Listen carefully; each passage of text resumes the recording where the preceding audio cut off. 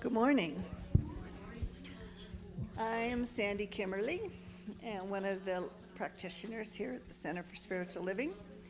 And as we get started with meditation, again, if you have not silenced your cell phones, please do so. And I'll just do a little commercial. We're going to be starting a joy class in the middle of October. It's just going to be a 4-week class, and if you would like to either see more joy in your life or find ways to pass that joy on that you already have, it would be a good class for you. So you can check it out on the table out there. So as we settle into our seats, please take a deep breath and relax into it.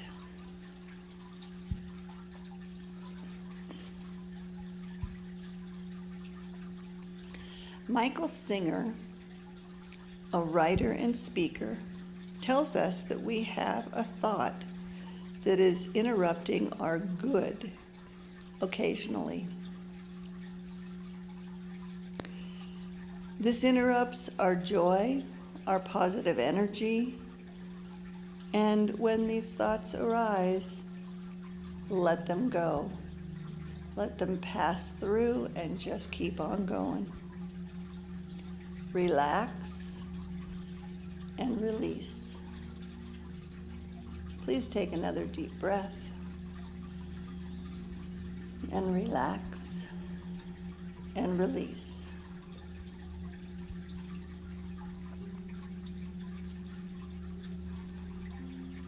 We all have these kinds of thoughts, partly due to something called a negativity bias. These thoughts come through us, and they were a survival mechanism for a long time. But now, in this modern world, we don't need to hold on to them.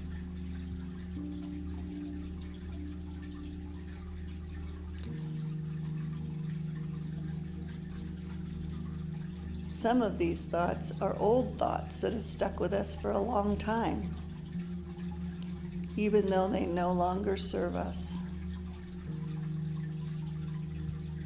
We can let them go. We can bring our joy to the surface. Please take another deep breath. Relax, release. Let go.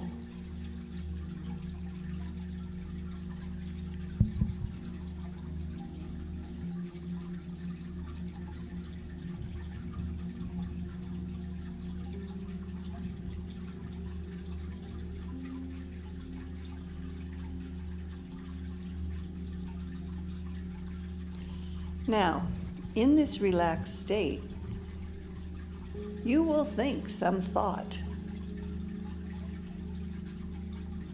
Maybe it's a pleasant thought, a joyful thought. But when it's a thought that no longer serves you, let it go. If it's still in your head, relax again.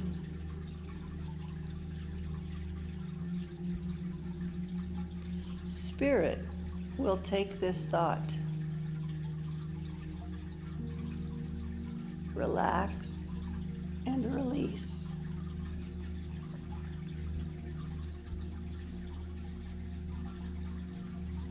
We're going to take a couple of minutes just breathing and relaxing and releasing thoughts as they come through. I'll call you back.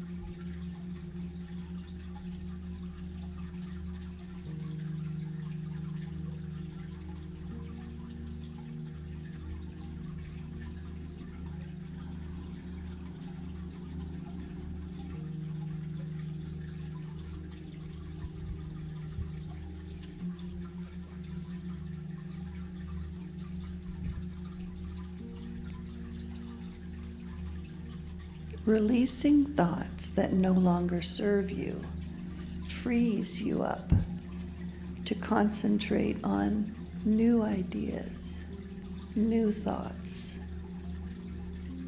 things that are current in your life.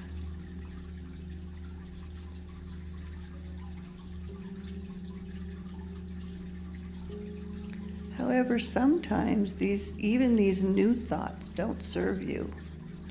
For example, you see a friend in the store and they tell you about something in the news. As you walk away, you're thinking about this sad thing that happened. There's nothing you can do about the news story. So right then and there, let it go. Take a breath, relax, and let it go. Let God handle it. Now you are free to have your own thoughts. This can bring you joy.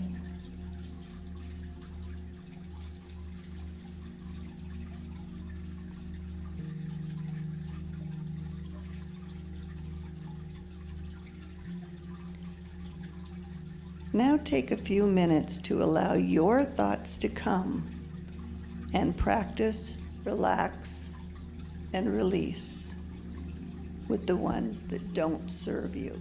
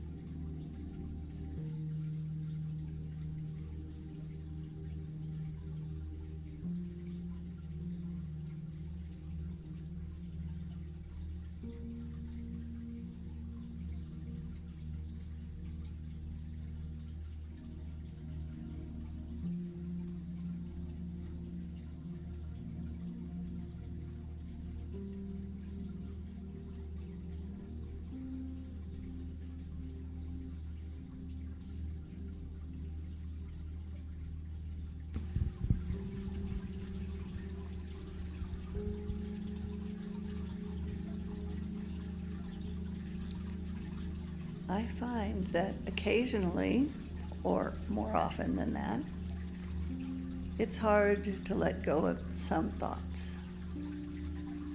So it might help when these thoughts come to have an affirmation ready. May I be calm. May I be joyful. May I be patient. May I be loving. Whatever works for you. It sort of pushes those other thoughts out and helps with the relax and release.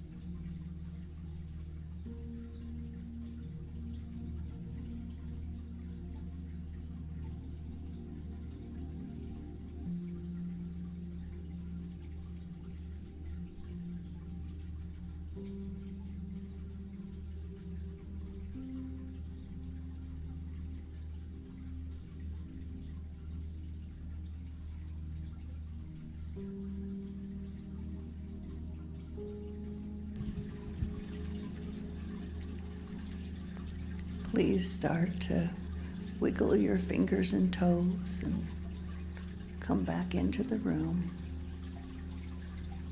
And when you're ready, open your eyes. I'm very grateful that you're all here today, and I wish you a day of consciousness and joy. Namaste.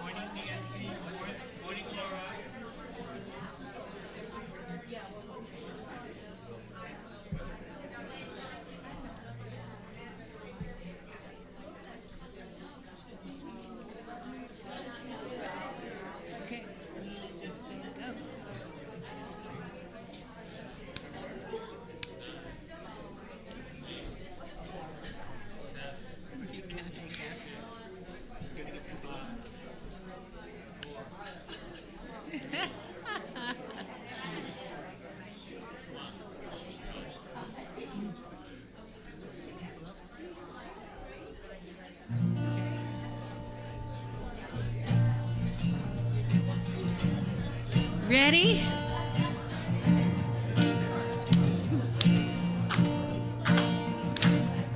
We all need more kindness in this world.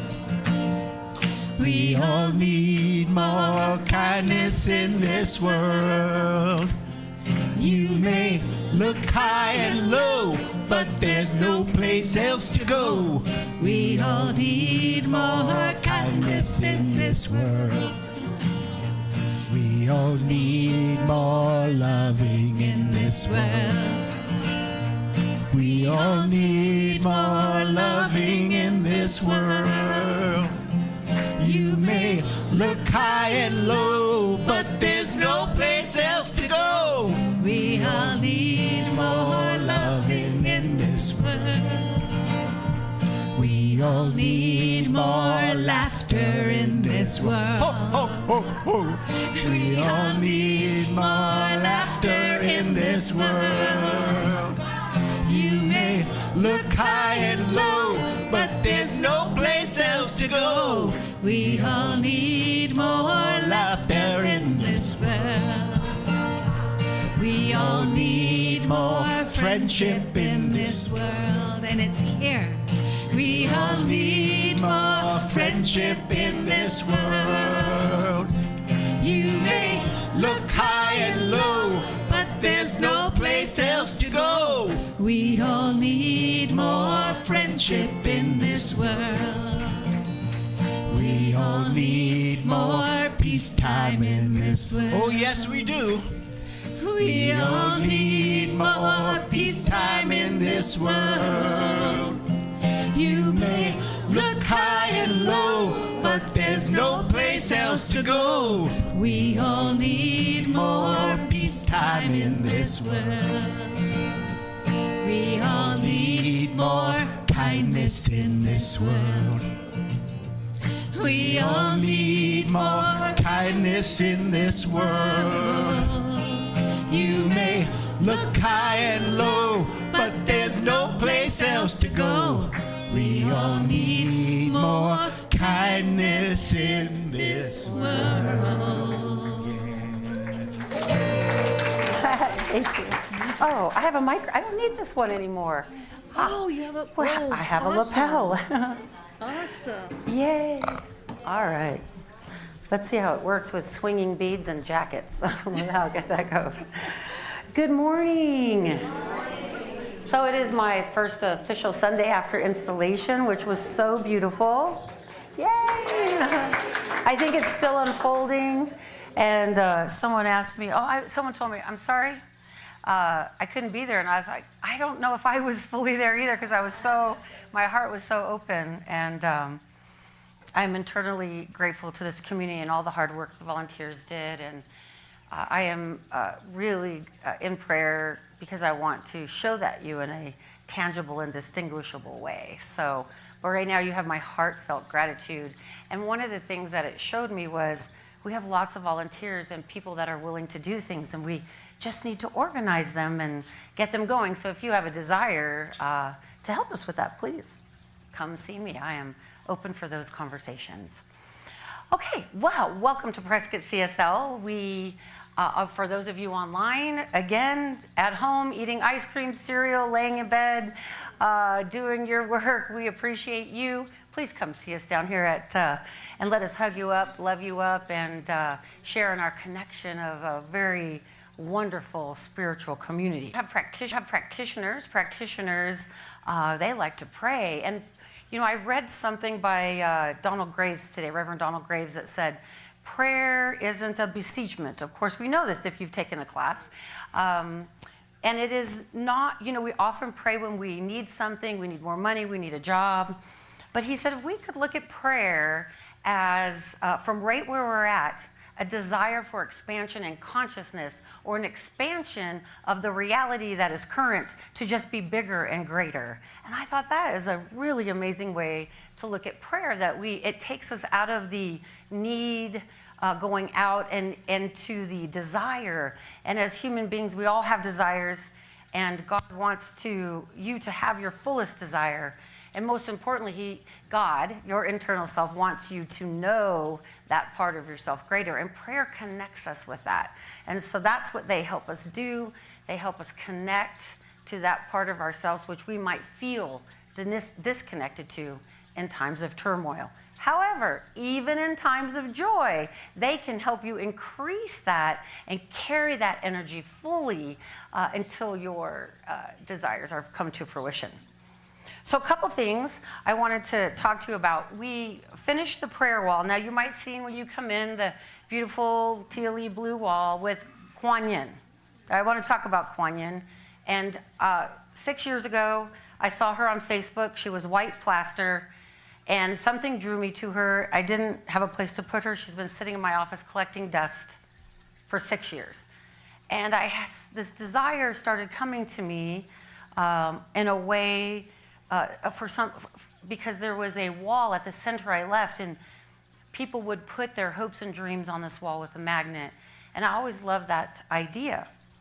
And Rev Sue said the idea actually came from her driving by a church, and they had the electronic banner, and it said, "Pray for Cindy, she needs a kidney." So since they didn't have an electronic sign, they made it a magnetic wall. So that is what that's for you to put your hopes, desires, and dreams. You can magnet them to the wall. It's tri-fold, they're very private, and if you still desire to drop it in a box, you have that option too. Why Kuan Yin? Well, I am not a Buddhist, just to clarify that with all of you. I've heard a lot of things about, are we a Buddhist temple now? Are you Buddhist? A lot of Buddha influences. Here's what I want you to know. We all have things that bring a certain sense of calmness and peace to our nature. Kuan Yin, I was having a beautiful conversation with Diane, and she's like, what does it mean? And I go, I don't know, I just thought she was beautiful, and I could see her patinaed. And so 6 years later, I was like, oh, what picture do we want to put on this wall? And there she was sitting in my office. I go, oh, okay, Spirit, I see. This is what you want. Now, Diane, I'm having a conversation with Diane, and Diane's like, well, what does she stand for? I'm like, well, let's look it up. Kuan Yin is the goddess or Buddha Vista of compassion. She is the one who hears the cries of humanity. So do you see why she's on the wall? Ernest Holmes loved this, by the way. His teacher was Aurobindo, who was a Hindu saint. And this is why Ernest Holmes welcomed all faiths, all paths, all religions, all ways of being. And we are not a philosophy that is science of mind. We are science of mind who embraces all philosophies. We light the candles in honor of them. So I did not have any fear of hanging this on the wall because of how we move in our philosophy of acceptance. So it's not a personal belief. Like I wanted when people walked through that door, they were walking over a threshold into a sanctuary, and there was leaving the objective world, and it's signifying that they were coming into a sacred space. So it was when you look and you walk through there, you can just say, bless that wall and all the prayers on it. May they know greater than the current circumstances. Now, you might not have seen it, maybe you did, but on the other side, I was at a consignment store because I love to shop for the center. And I've gifted a lot of things, and this Bible stand was there. It's many years old. It was made by hand, and somebody wanted consigned, so I put this beautiful old Bible that I found in a cabinet. I think it must be like 100 years old or so, and it's open for that energy as well. So there are many things that we do to cultivate that sacred feeling, and that's what I want you to know. Most of these things were here before I got here. They were just put on the bookshelf, or I found them, on a cabinet somewhere, and I just have the desire to display things in a way. If you're an artist and you bring your art here, why limit it to the wall? Let's beautify our center with it. And but a lot of the Buddhist things you see here were here when I got here, and I thought, well, they're so beautiful. They make me feel calm and peaceful. I don't really know a lot about Buddhism, but I know that when I see these figures, they evoke a certain sense of peace in me. And that's why I want you to know that they're here. Now, this was practical. I got Luke when he was baby, and he took my meditation room, and so I have all this meditation room stuff, and I thought, oh, now I have a center, I can kind of share it, but there were all these cords back here, and I was like, Spirit, how are we going to hide those cords? And I thought, oh, well, we could put her there. She's beautiful, she has a lot of color, so it was really practical. Now, this goddess is not any religion. This is a painting by Muji. And Muji here, it's hard to see, but let no man say what God is or God is not. Let him instead keep quiet and make him in his heart until he finds his way. And so these things just bring me a great resonance of peace, and I wanted to share them with you because I hope they bring that for you as well. So no hidden meaning. I'm not a Buddhist. I don't practice any religion other than this philosophy, and I do spend time with a teacher who helps me to understand my personality, my conditioning, myself, and helps my life be the effect of the teaching, of this teaching and many teachings. So my life is transforming because of the teachings of these great teachers, but no commitment or dedication to any one of them. So if you have more questions, please feel free, but I wanted to clear that up so that you felt better about it, and that you know that I love this building as much as you do. And if you have a sacred piece of art that you'd like displayed, please bring it in and we'll look at it. Now, I can't promise we can display anything because we have limited space and shelf space, but I am more than welcome to make a space if there's something that is really meaningful to you and it fits. Again, so we're here to do this together. And it isn't about all these statues and pictures. It's just about the peace that they evoke when you walk through those doors, so that you can leave your outer life behind and come in and connect with your inner divine. Okay, enough said. You're welcome. I really wanted to take the time to explain that. Also, too, we had a great leadership meeting. It was long, from 10 to 3. Now, funny story, Sue and I were driving up, and we decided we had time to stop and get Luke some French fries. And the manager at McDonald's was kind enough to make them at 9 o'clock in the morning. And I'm driving, and she's like, do I need to put on my GPS? I go, no, I do this drive all the time. We ended up almost to Flagstaff. And we had to turn around and come back. And in the car, I'm like feeling all of this anxiety, like, oh, I'm late. And, oh, gosh, I don't want them to think I don't care. And then my hair is on fire, which is our talk today. And she's like, I want you to just be nice to my friend Tracy. Everything that unfolds. And the people who love you. And that's all there is. And first and foremost, you need to love yourself. So that was kind of a funny story, but we did a lot of work. We did a lot of work. And Tracy is kind of backwards that way. She kind of fumbles and falls off of things. And I'm beginning to get to know Tracy pretty well, and I'm starting to tell the truth about her. And I really do love her, but she can be kind of quirky. She has conditioning just like you do. Sometimes she can be fussy, but mostly she's just a big ball of love that cries a lot, just so you know. And sometimes she roars like a bear, just like you do. So human being, we're just here to embrace our nature. But the work that we did to cultivate the foundation of leadership so that we can start really having a strong foundation, and we've had 2 consultants come in, and now the annual meeting's coming up. I encourage you and everybody here to come, and we are going to roll out the work that we've done. It's not complete yet, and I was so fixated on completing it. It has to be done. I have to give it to the community. They have to know who we are. And Spirit, through people, said, chill out. Mainly Sue, like, what's the big deal? Is the building going anywhere? No.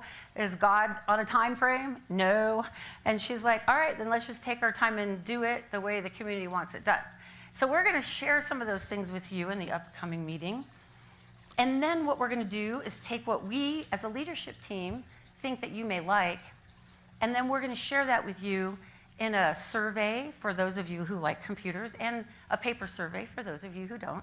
And then you get to add to it. And then we're going to take that and compile it again. And then we're going to go back and talk about it.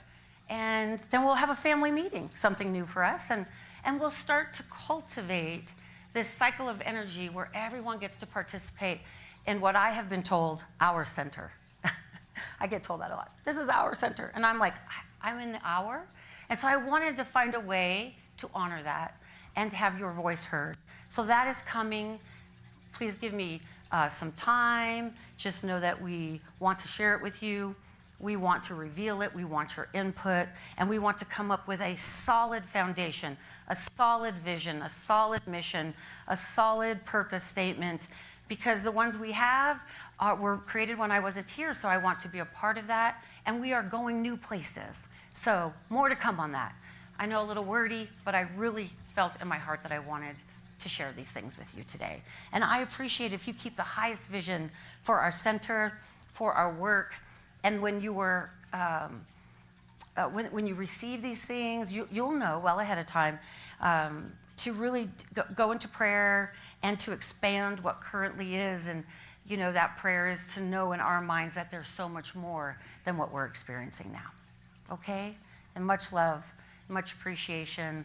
Let's have a beautiful service. Let's read our affirmation here. I am a divine being. My nature is clarity, calmness, harmony, and love. I accept everyone for who they are. My body is healthy and whole. All right.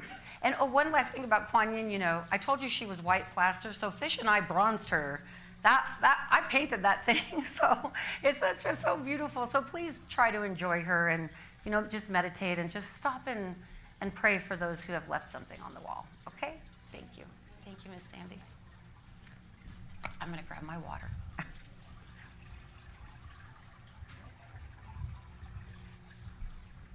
Okay, so obviously Jackson's not here, so we don't have his orchestra in a box.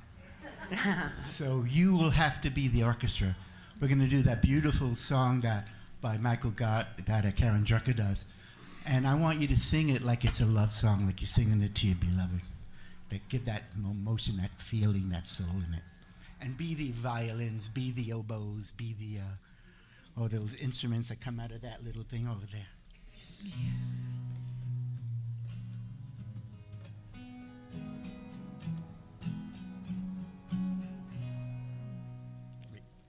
I had capoed it up. See, I don't have an orchestra, but I have a capo. Capoed it up 1 fret 2.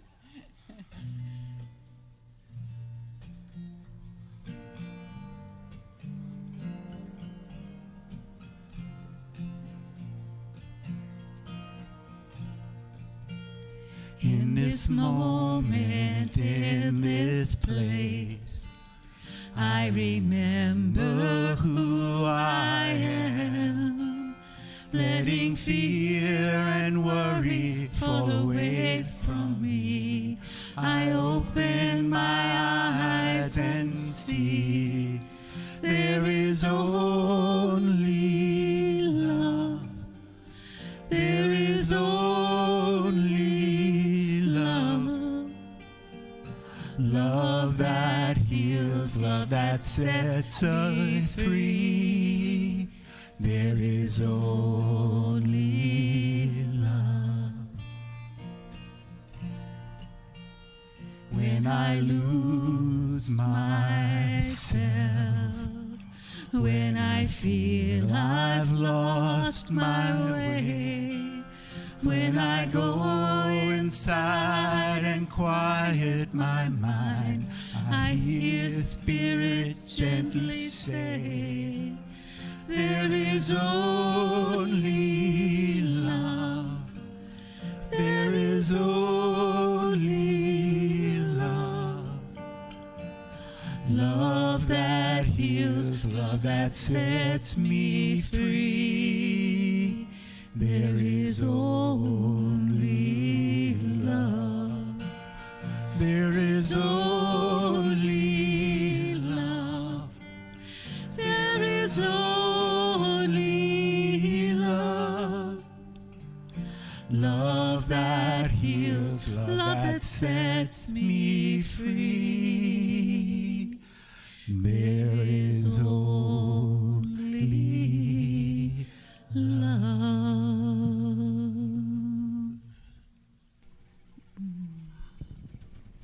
There is only love. Love of our minister to our congregation. Love within ourselves, love for each other. And what I know is true is that this love is endless. It's gigantic. It's encompassing. It's embracing.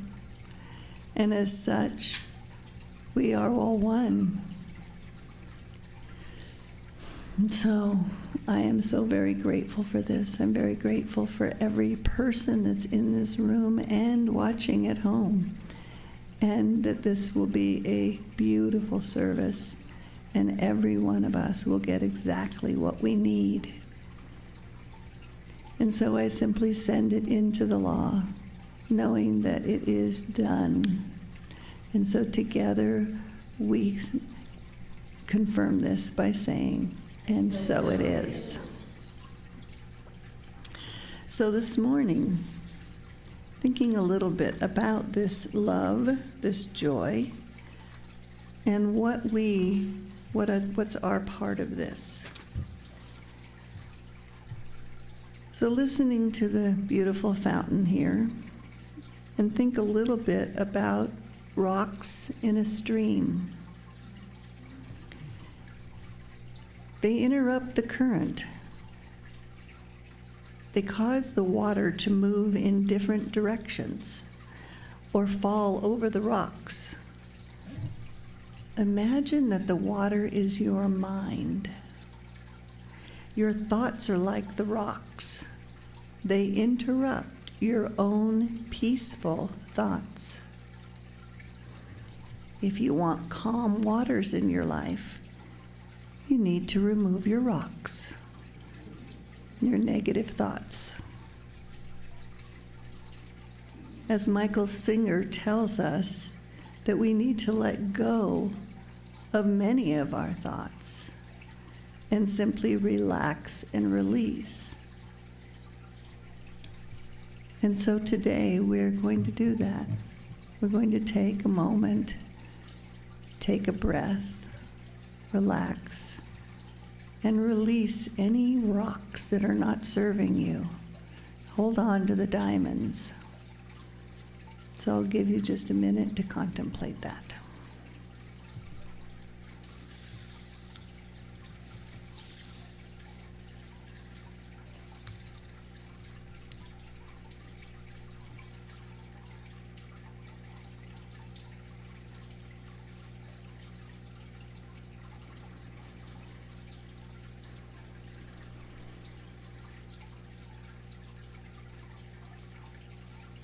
And so it is.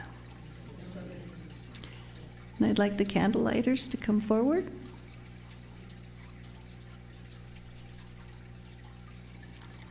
The Center for Spiritual Living Prescott, guided by the science of mind, acknowledges the diverse faiths and spiritual traditions that enrich our world. Each belief system offers a distinct understanding of the mysteries of existence and a unique connection with the divine. Lighting these candles symbolizes our collective reverence for the diverse paths humans take in search of meaning and purpose.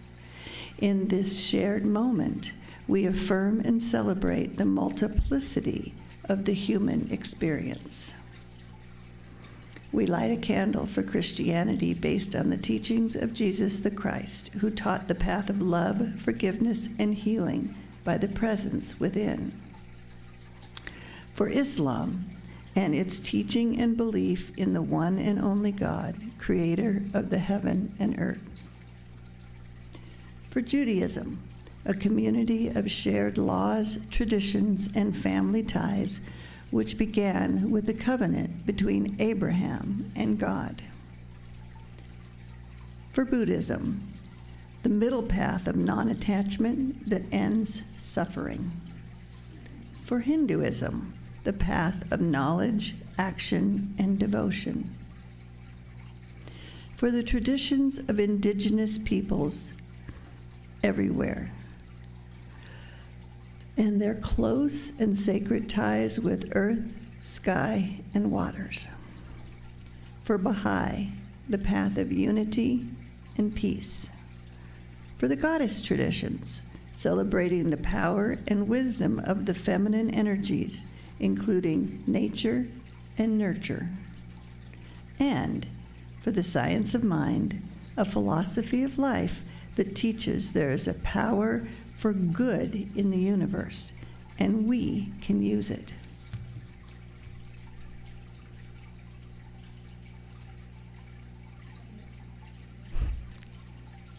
Thank you, ladies.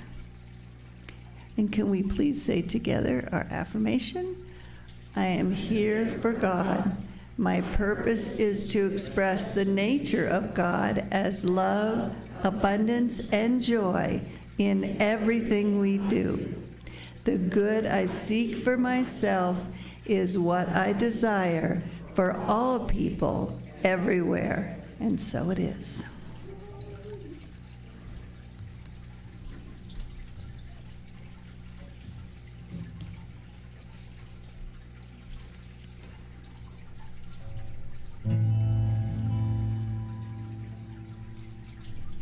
Thank you, Sam.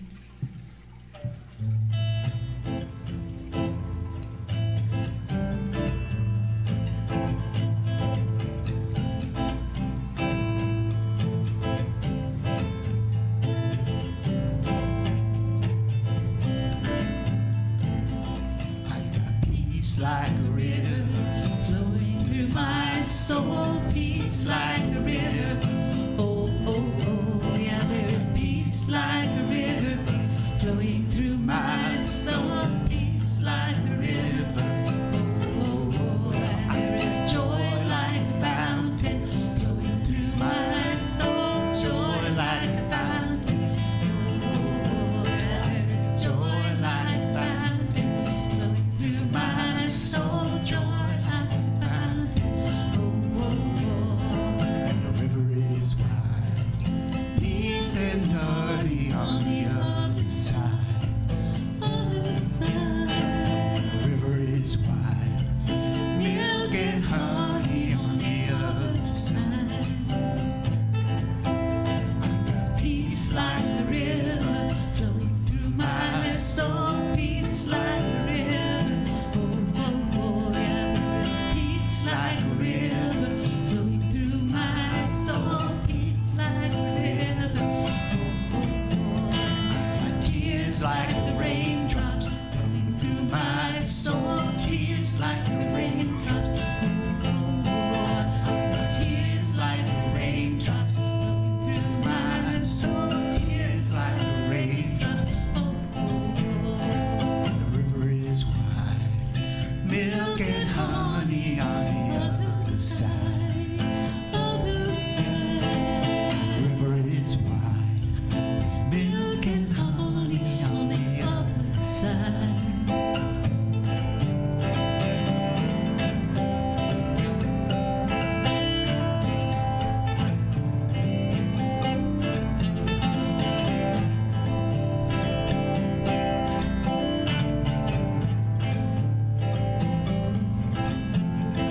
There's peace like a river flowing through my soul. Peace like a river.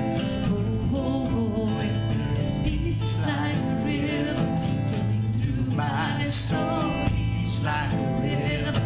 Oh, oh. I've got strength like a mountain flowing through my soul. Strength like a mountain. Oh, oh, oh. Strength like a mountain flowing through my soul. Strength like a mountain. Oh, oh, oh. The river is wide. Milk and honey on the other side. Other side. The river is wide. Milk and honey on the other side. There is peace like a river, joy like a fountain, strength like a mountain. Peace like a river, joy like a fountain, strength like a mountain. And the river is wide, milk and honey on the other side.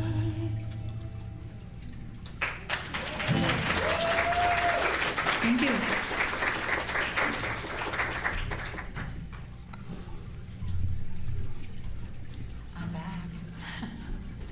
Okay. Oh, I wanted to share something that we discussed yesterday. It's a Brene Brown quote, wholehearted living. Wholehearted living is about engaging in our lives from a place of worthiness. It means cultivating the courage, compassion, and connection to wake up in the morning and think, no matter what gets done and no matter how much is left undone, I am enough. It's going to bed at night thinking, yes, I am imperfect and vulnerable and sometimes afraid. But that doesn't change the truth that I'm also brave and worthy of love and belonging. Wholehearted living is not a one-time choice. It's a process. In fact, I believe it's the journey of a lifetime. That is what I am calling our community into. It's to wholehearted living. Now, I have this whole talk about our hair on fire, and I'm going to forgo that today, and we're going to have a heart-to-heart. And the Spirit is a really, like I could just feel it, and I don't want to have a loving conversation with you. But first, have you heard about the judge and the prisoner's conversation? No. It was Christmas, because you know we're coming up on that season. And the judge was in a merry mood, and he asked the prisoner, "What are you charged with?" And the prisoner replied, "Christmas shopping early." "That's no offense," said the judge. "How early did you start shopping?" The prisoner replied, "Before the store opened." Oh, he needs to come to the center. Did it land? Come on, I'm trying. We are going to stick with the topic of hair on fire because this is what I find how God has placed this. My higher self, your intuitive self, we're all one. There's one and one reality, and that one reality is expressing through each of us. And then we have our conditioning, our lives, our humanness, our nature. And we are all independently beautiful, independently imperfect, independently skilled and talented in different ways. And we also independently get hurt in different ways. We independently receive information in different ways. We independently hear something and think about it and distort it in different ways, depending on our conditioning, what's happened to us, how we've come about it. Sue introduced us to this idea yesterday of the brain, and the brain's job is to create a story about everything. And most of us listen to that more than we listen to the guidance of the divine because we've been living from that space for a long, long time. And so my teacher recently said to me, "You can stop now." And I thought, well, that's interesting. Okay, I'll stop. And he's like, "No, Tracy, I really want you to be still and hear these words. You can stop now." And it didn't dawn on me till a few days later because Tracy's personality takes information in. She thinks she knows for a little while, and then she's driving and usually having a conversation with myself, and I'll go, you can stop now. Stop thinking. Stop overthinking. Now, this is a very interesting thing because the word stop implies you have control over it. You don't. What you do have control over is awareness and what you give attention to. So once we start the process of recognizing our brain is convincing of us of a story, which, by the way, may or may not be true, depending on your view of life, your lens, how you see things, how you interpret things. We then start to give attention to our thinking in our brain, and the story grows. And then we bring new characters in. Have you ever been driving along and you're like talking to someone that isn't even in the car with you? Right? And I do this with my kids all the time. I'm like, and then all of a sudden, I am like halfway to my point, don't even know how I got there. It's scary to drive that way because you're having this conversation. This is the nature of our brains. And because of this nature, we can get our hair on fire really, really quickly. And I don't know about you, but I can do that. I am, we're all works in progress. We're all striving on the path. We're all trying to do growth in consciousness, do better, be better, and be more loving. You wouldn't be here in this type of center if that wasn't the case for you. Now, some of us, take classes. Some of us really strive. And what the most important thing is to know that even when your hair's on fire, God is right there. He has not abandoned that part of yourself. That essence is you. It cannot leave you. It cannot forsake you. It cannot go away. When you lose a job, it cannot not be there. When you're going through a divorce, it cannot not be there. When you don't have enough money, it cannot not be there. So what we give our attention to in these moments of what we call trouble is really directing the energy of law and telling it what you wish to receive more of. And I don't know about you, but I want more love. I want more exchange of compassion, and I want to know myself greater so that when I'm with you, I can be the mirror of that love. We did a values exercise yesterday, and it was a long and for some of us very challenging, us overthinkers. And I recognize that the value of knowing your value is really important, because we all have values, and we are moving and breathing and making our decisions based on what those are, whether you are consciously aware of them or not. And so we started with, 152 words. Then we had to make it into like 4 groups of 6 or something. And then we had to narrow down. And with each choice of narrowing down, you could see the squeeze. Ooh, you're putting me in a box. And really what it was just trying to show us is how we make a choice, how we interact with others, what's important to us. It's important to know what's important to you. And it's important to understand that that is valid, and that no one can take that away from you. And even if they don't agree with it, you still have the right to act and move and breathe and feel as you are. And that is called self-acceptance. So we were driving up yesterday, and I got up in the morning, and I'm like, I'm not going to be late. I'm going to be on time. Put Luke in the car. Sue's a very on-time person. I'm not going to be the one to make her late, because, okay, y'all know Tracy's personality is not always the one that's on time. Well, I get there in time, but I'm not always on time. Other people's time. My time's perfect. Did you hear that? My time's perfect. I can't find my glasses. So I say to Bill, you packed my other set of glasses, and I don't know where you put them, but where are they? And he's like, I don't know, that was a week ago. And I can't find my glasses. I'm looking, You can never find anything when your hair is on fire. Ever, including your highest and utmost self, ever. So he's like, oh, go look in the eyeglass case in the van. And I'm like, why would they be in there? It's hot outside. You're trying to melt my glasses. And I go out there, and my old glasses are in there. And I'm like, fine, that's good enough. And then I'm in the car, and we're driving. We get to the end of my street, and Luke, he goes, I want my Baba. And I'm like, wah! And Luke goes, you a bear? And I'm like, yes! And I'm like, I think I scared him. And I'm in this total resistance to the idea that I have formulated of what I already cast as what other people are going to think if I'm not where they need me to be when they need me to be there.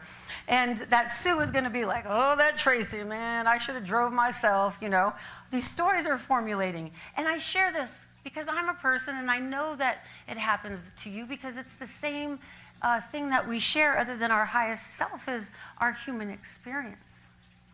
So my hair is on fire, then we get there, and, we're driving along, and we're like, oh, actually, we're making good time. And then I turn to Luke, I go, sorry, I was a bear, because everything's really going well. And I made that whole story up, and Luke goes, it's okay, Nana, you're my favorite.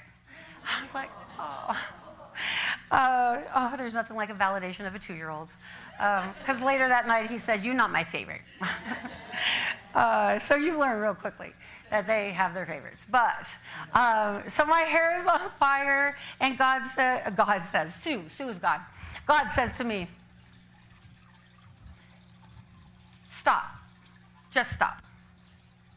Just stop right now. You are enough. There is enough.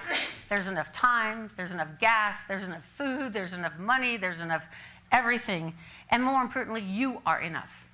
And even in your imperfections, God is right there.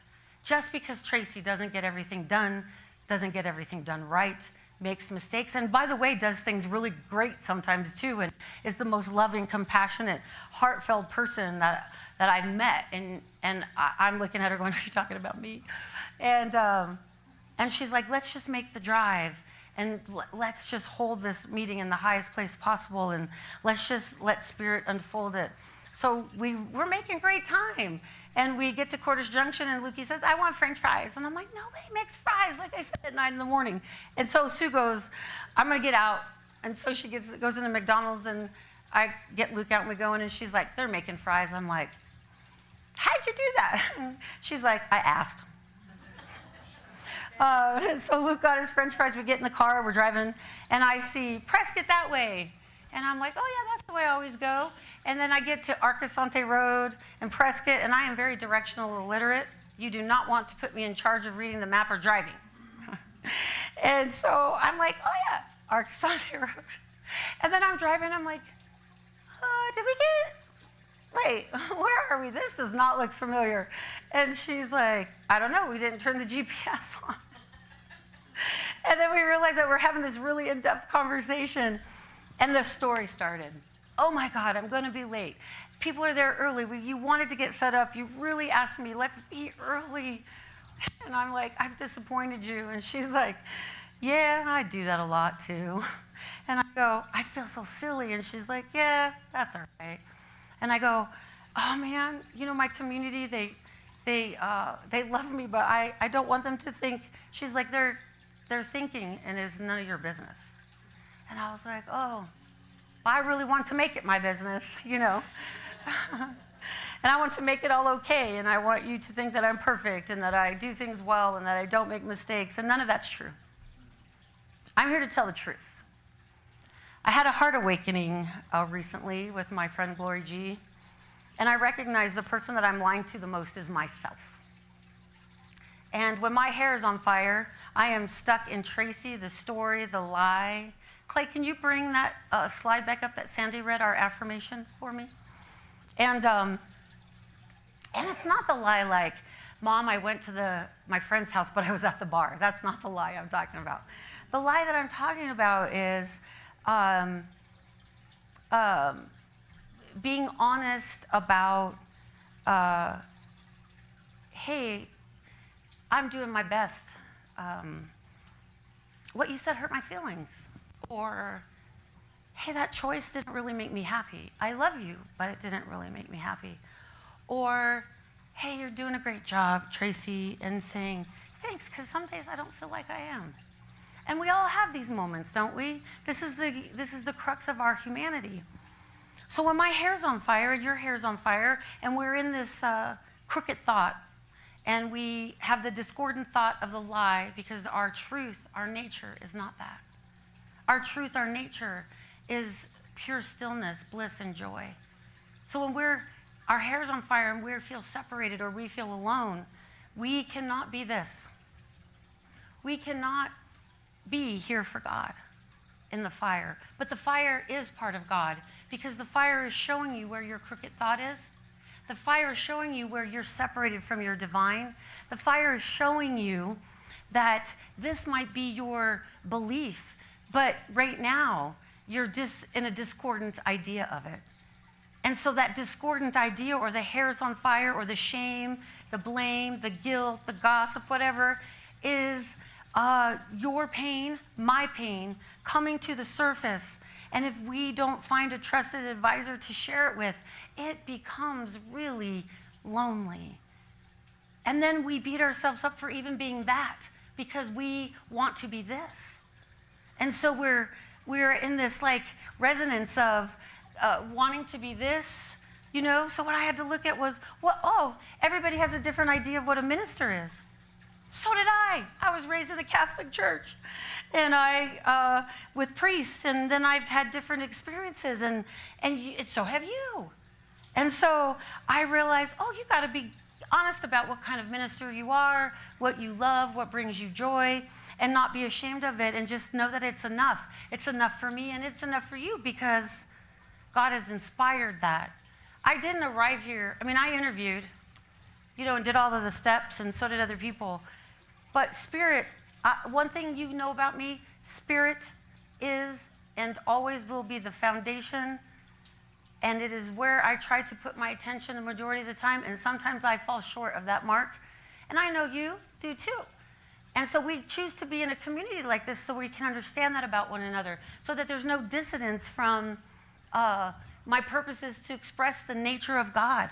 Well, that is our truth. We are the nature of God, and we are always expressing it. And when our hair's on fire, we have a discordant thought. We're just separated from the idea of our truth. And we need someone to come along and that we trust, that we can tell the truth to, so that they can see it and help you back to in alignment, to be in alignment with this in everything I do. So this is my desire, but I'm not always there. The good I seek for myself is what I desire for all people everywhere. I don't know about you, but when I read that, I ask myself, is that true? Is the good I seek for myself the good I seek for all people everywhere? It's a high idea. And Jeff at the installation memorized, Reverend Jeff, each of our principles. He's not a science of minder, but he memorized each of those principles and read them with the deepest resonance and integrity, and said we need to move. Well, he doesn't use the word need. That's my idea. That we can choose to move from believing to knowing to being. So that when we read this, it resonates with us, and there's not a discordant energy inside of us that goes, God, I feel kind of guilty reading that because I don't know that I did that yesterday. And you know what? It's okay, because we're going to have days where we hit the mark, and we're going to have days where we miss them. And what's the most important thing is for you to know that you are love abound, that we fall down and we get up and we try again. And for me personally, I'd like a hand reached out to help me up instead of one that pushes me down. When I took this job, everyone's like, oh, you're going to love it. Yes. My mentor says to me, girl, you got to get up, and every Thursday you got to write a talk, and you got to be somewhere every Sunday. And she goes, I know you. You don't like to be anywhere every Sunday. And I was like, oh, no, I'm in love with the idea. And she was like, okay. That was Reverend Cheryl. You've seen her at my installation. That's my invitation of her. And she was like, all right, but you better ask for some Sundays off. She knows me better than I know myself. But there was a call inside of me that wanted to override that part of Tracy, that conditioning. And I saw this, God brings us messages in so many ways. And I saw this Instagram post of this very charismatic minister saying, I didn't want to do this. I was the person in the back of the church that said, I'm on the do not call list. I don't hear God talking to me. But there was this drive in him that was pulling him forward until he became a minister. And he goes, I'm not asking for your sympathy or your sorrow. That is not this. What I'm asking you for is your understanding that doing this job is really challenging. And it takes a lot of commitment and dedication and introspection like you've never believed, because you always want to be in alignment with who you are. And sometimes you fall short and you feel guilty. And then, you want to be this mirror. And, that mirror is not always pretty. But I can commit to you that even though I don't want to write a talk every Sunday and be here, that's the truth. Not here. I want to be here. But that it's daunting sometimes when you've taken on other responsibilities. Tom said to me yesterday, oh, yeah, you've had a rough year. And I go, yeah, not just at home. It's just been a rough year. And a lot of things people think I'm talking about my children, and that is hard at 58. But it's also hard trying to really know yourself in a community that you love and honor, and the medicine. So my friend Govin, who came, some of you met him at the Salt Song, he said, let the center be your medicine. Let it show you where you are disconnected. Let it show you where you're not this. And then stop resisting it and ask God how he can break your heart open, and you can face the pain and be with your people and let them be the salve and the medicine. And I love that idea when you're in pain, that the person who is agitating you is your medicine. The person that's really putting the screws in is your medicine. And it's just their pain rubbing up against yours. And one has to be aware enough to go, ooh, that sounds like pain. Thank you. So I think when our hair is on fire, we have established that it's a discordant thought, and we feel separated from God or our highest self. But the truth is, there's never any separation. That's the lie. So I'm here to remind you and tell you that, I struggle with these things too as a human being. My husband sent me a picture of my glasses sitting on the glass candy jar going, I found them. Oh, great, Bill. That does me a lot of good now, And when I got home, Luke was tired, and we were driving here. Luke does directions better than I do, and we were driving here this morning. And we're driving along. He goes, I want to go to church. He loves being here. He used to want to go to his Nana's. He's like, I want to go to church and see all the people. And he loves it. He's starting to grow into it. It's so exciting.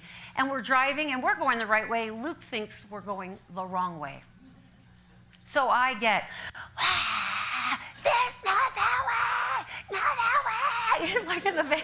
And I'm like, Lukey, we're going, no, turn that way, the church is that way.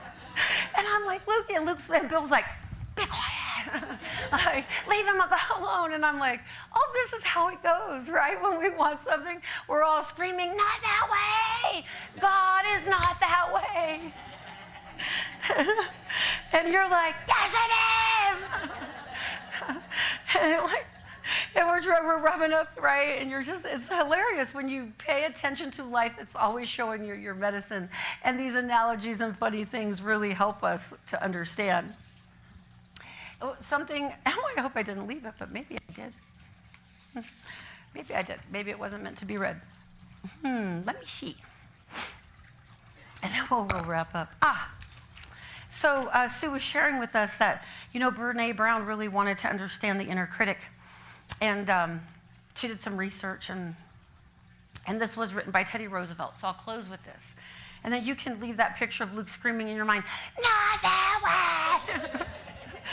Well, next time your hair's on fire, your medicine is in your head, your divine self going, yo, do I have to drop a brick on you? And, we can stop going out and start coming home in and really settling down and seeking guidance and help. I don't ask for help well. This came from when Govind was sitting at lunch with me, and he goes, I know you're disappointed that so-and-so didn't come to the installation. And I go, yeah, well, that was her choice. That's fine. And he's like, yeah, but I see pain. I go, I don't care what you see. That was her choice. Why talk to her about it? Doesn't really matter. And he goes, when are you going to tell the truth? He goes, did your mom like your sister more than you? And I go, my mom didn't come to the she's older. And my sister had busy, and my brother. And he goes, there it is. And God just sends these things. And my heart broke open to the truth. You can ask for help. You can tell the truth about how someone has made you feel, even if it's a lie. And you can release them from the responsibility of carrying it. And you could just tell the truth. It opens your heart. It stops the screaming 2-year-old in your mind. And it connects you to the divine. And it puts the fire out. It's not the critic who counts. Not the man who points out how the strong man stumbles or where the doer of deeds could have done better. The credit belongs to the man who is actually in the arena, whose face is marred by dust and sweat and blood, who strived valiantly, who errs, who comes again and again because there is no effort without error and shortcoming. There's no effort without error and shortcoming, but who does actually strive to do the deeds, who knows great enthusiasm and great devotion, who sends himself in a worthy cause. I can't read today. Who spends himself in a worthy cause, who at the best knows in the end triumph of high achievement, and who at the worst, if he fails, at least he failed daring greatly. I invite you to remember life is about ups and downs, and we don't fail. We dare to do greatly. And our circumstances are not who we are. They're just something that reality has brought to our doorstep to show us. There's a screaming 2-year-old going, not that way. I love you.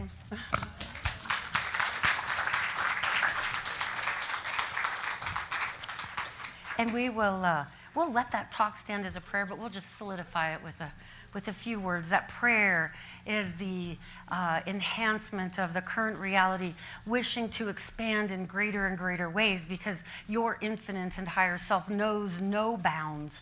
Only the personality, the conditioned mind, the brain thinks in limitations. So this teaching, this study helps us to go beyond the mind, beyond our physical limitations, and tap into the infinite potential and call into play the law. I call that here right now, that each person present, each person that hears as this energy moves out and flows over, and to all we meet today, they recognize themselves in you. They have a kind word and you share one back. That this is love that Sandy talked about. This is the moments of connection that we desire as a community. That is my prayer, that I'm calling that into this moment right now. That it is not absent, it is not limited, it only is expanding and growing, because I have requested it to be so, and I ask you to join me in saying, and so it is. Namaskar.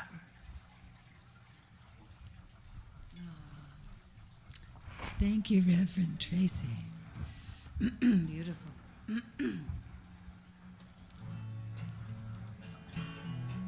So sing with us.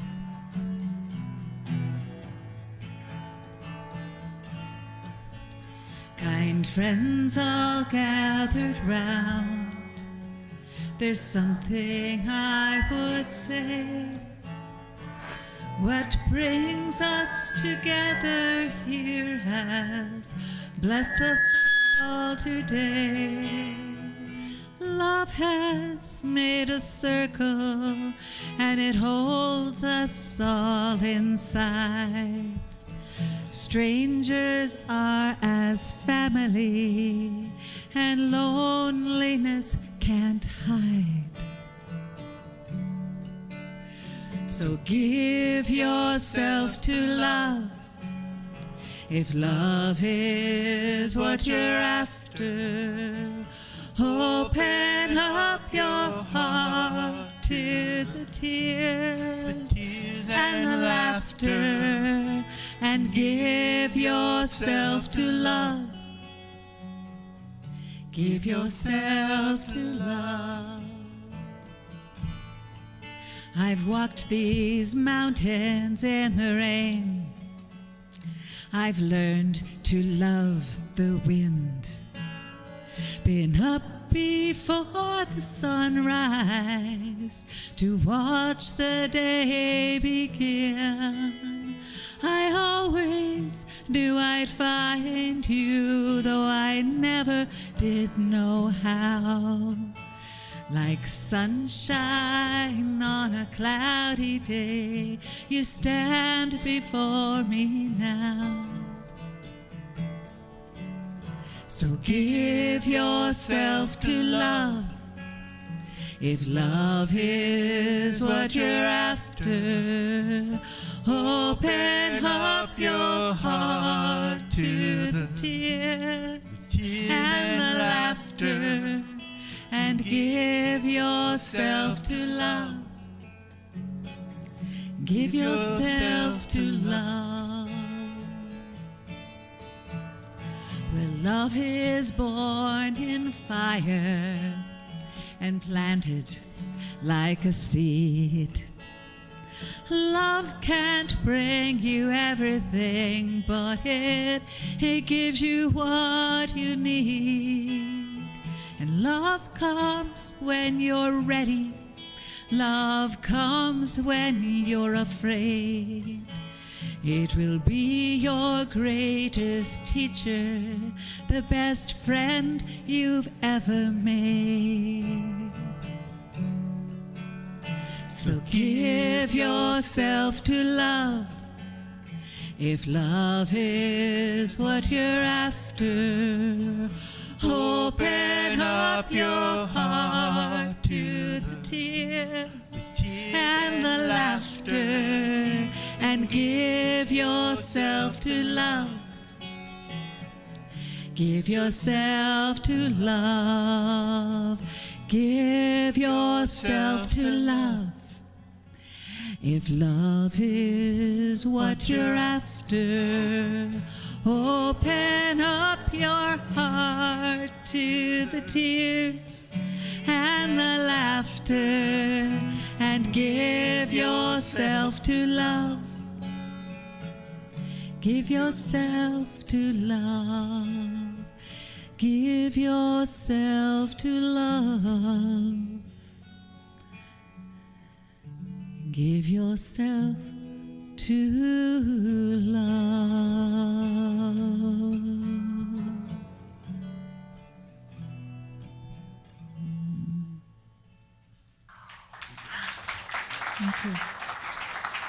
Could God, I mean, honestly, could Spirit have planned a better song after that talk? And I was like, wow, let's take a breath.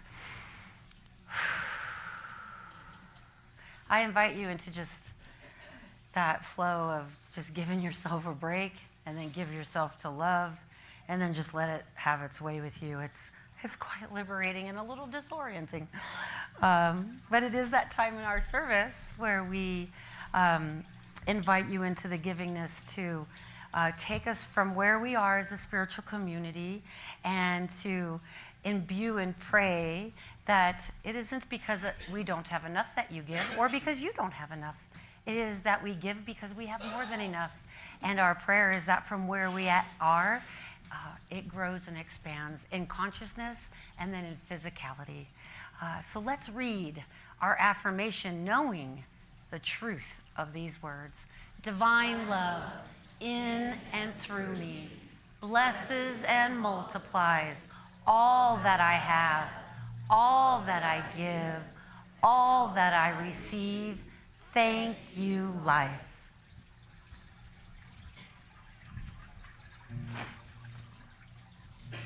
Okay, we're going to do a song. This is a song I wrote a while back. It's called Blink.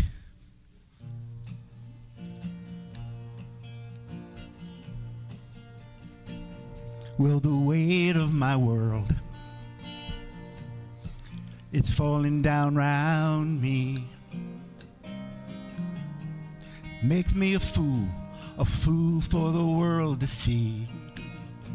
The price on my soul, it's more than I can pay. I'm working it off a little every day. And the secret is love. The secret is love. In the blink of an eye. The blink of an eye. Just a moment in time. A moment in time. In the warmth of a smile. The longer we wait, The longer we wait, we watch it passing us by. You can live a life in the blink of an eye. Now the bets have been cast. The results are in. We'll be here for a while, so baby, jump right in. The water is fine, water is fine. and there's a welcome wind. A welcome wind. It's pulling me close, and it blows me away again. And the secret is love. The secret is love. In the blink of an eye. The blink of an eye. Just a moment in time. A moment in time. In the warmth of a smile. The longer we wait, The longer we wait, we watch it passing us by. us by. We can live a life in the blink of an eye.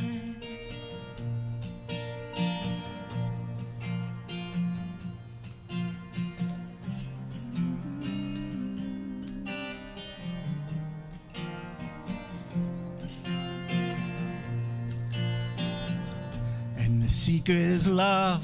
The secret is love. In the blink of an eye. In the blink of an eye. Just a moment in time. Moment in time. In the warmth of a smile, the longer we wait, The longer we wait, we watch it passing us by. You can live a life in the blink of an eye. And the secret is love. The secret is love. In the blink of an eye.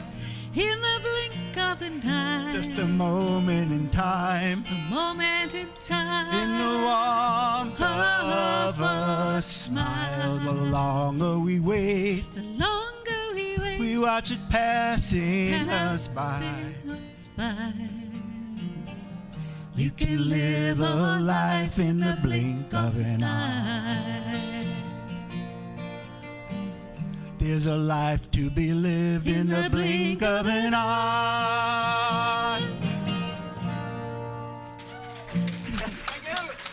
Thank you.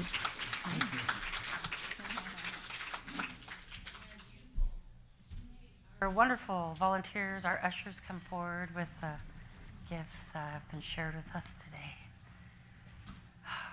And it's just my distinct honor to be able to know the highest truth, that gifts are energy and they are circulatory and they are expounding and growing, and there's no need to have fear. When you know God is, there is no need to fear.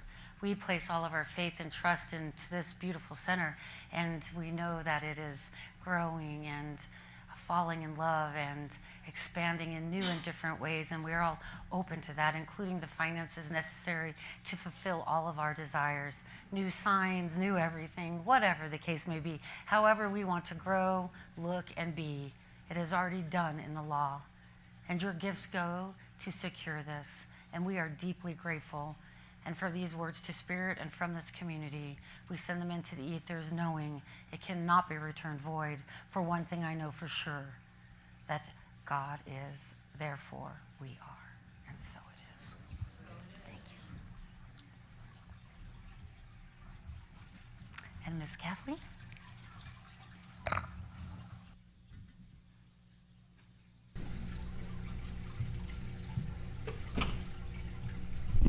No fanfare today.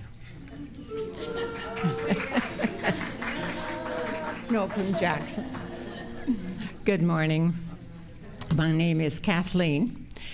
Those of you who have been away on vacay or have now returned, or maybe you just drove by and decided to stop in to see what we're about, we welcome you. We'd like you, if you're comfortable, to stand, tell us your name and where you're from. Anyone new? No? Oh, great, wonderful.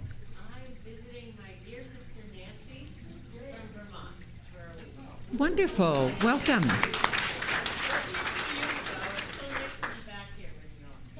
That's great. Yes. Yes. You won't be home eating ice cream with your cereal. You'll be here. My name is Dean, and I just moved to Prescott.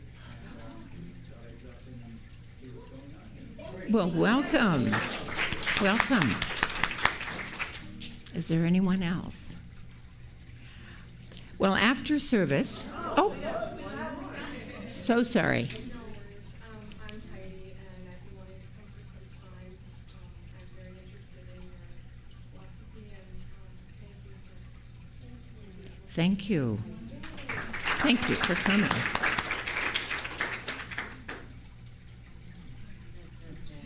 Anyone else? After service, I invite you to look around the gift bookstore, find the section of previously owned, gently read, and much loved books. Find one that calls to you, take it with you, and then go to Sibley Hall, where you'll meet others for coffee, conversation, and birthday cake. Today, being the first Sunday of October, is Birthday Sunday, and a lot of other delights to nibble on. A gentle reminder, if you have not placed the annual meeting on Sunday, October the 27th on your calendar, Please do so. It's very important we all attend. On Monday, October the 7th, Love and Light Circle meets at 1:30.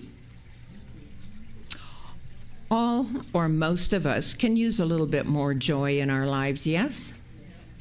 So Sandy Kimberly is going to teach us how to bring that about. She assures us that we'll have fun taking this class. Sandy will be teaching a Consciousness of Joy class beginning on Saturday, October the 19th, for the following 3 Saturdays from 9 until noon here at the center. The cost is $40 and the book is optional. There's a sign-up sheet in the lobby, so if you're interested, please sign.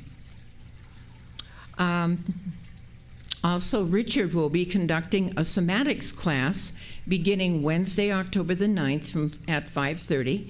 The fee is $100 for 8 weeks if paid in advance, or if you've taken the class before and you just want to audit it, it's $15 a week. The first class is mandatory for new students because it's a progressive movement class. And then you can see Richard for questions and more details after service. And lastly, if you have a heart for service, a commitment for spiritual growth, and skills that can help our center thrive, you are invited to apply for the position on the Board of Trustees. For more details and to express interest, please see Sudra after service. And today, after Reverend Tracy chats with Seamus, if he is here, and other children, we'll ask all of the October birthday people to stand so that we can celebrate you. And Sandy will have a bookmark that she will come and give you, and it has the list of practitioners for a complimentary practitioner session with one of them. So, let's invite the kids in. Thank you. I think.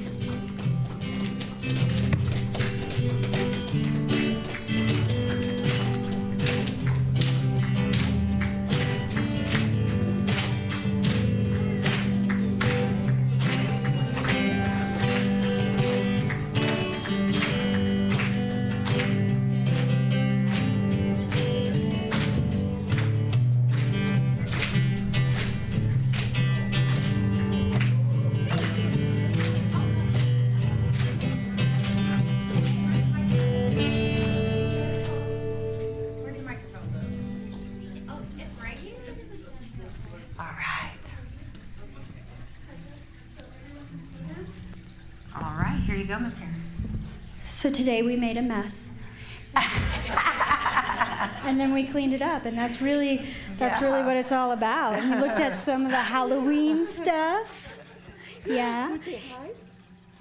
She may have made the biggest mess of all. Yeah.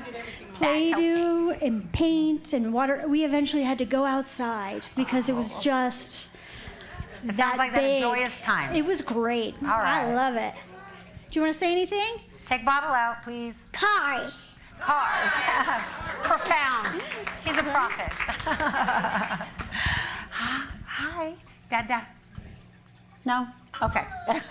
I never get a Nana or a Mama's. It's always Dada.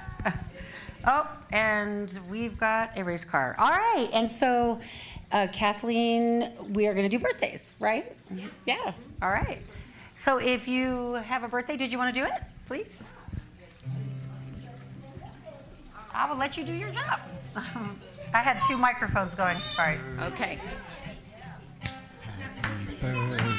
Luke's birthday. You get to stand up. Your birthday's this month.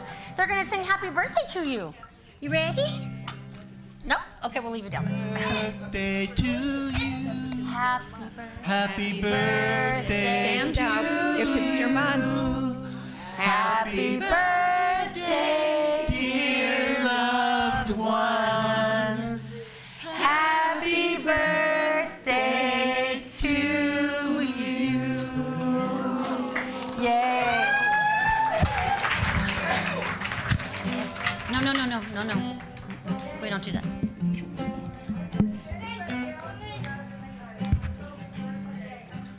Turn off.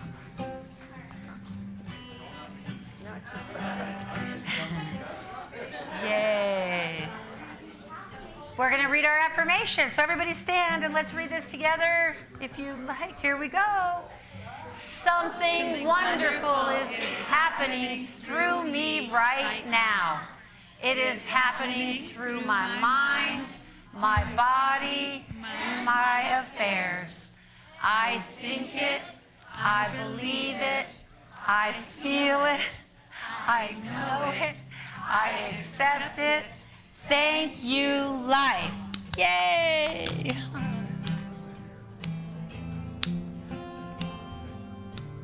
Yes, there is peace on earth, and yes, it begins with me. Yes, there is peace on earth, the peace that was meant to be, with God as creator. We're a family.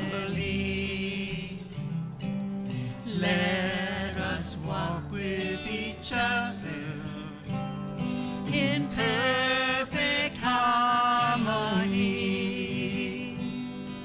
Yes, peace begins with me, and this is the moment now. With every step I take, let this be my joyous vow, to take